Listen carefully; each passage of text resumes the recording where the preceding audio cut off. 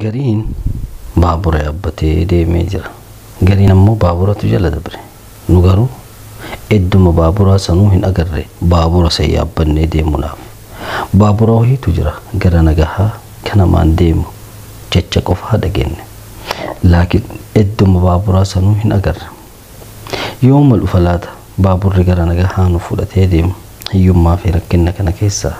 Yooma dhufa laata baaburri cinqamaa fi hiyyummaa fi xiqqeenya kana keessaa fuudhee nun deemu garagalanii. Yooma dhufa baaburri sun. Yooma dhufa baaburri lolaa fi hiyyummaa gabrummaa kana keessaa baasee gara nagahaa nun deemu. Nu homaa hin gaafanne homaallee hin barbaanne nagaa qofa barbaanne. Yooma dhufa guyyaan lammiin kenna sabni kenna haawonni kenna obboleewwan kenna nagaa itti argan.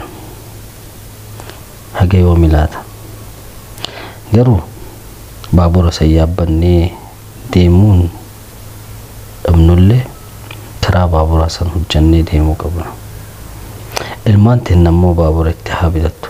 Ilmaan teenna ammoo yaabbattee haa deemtu.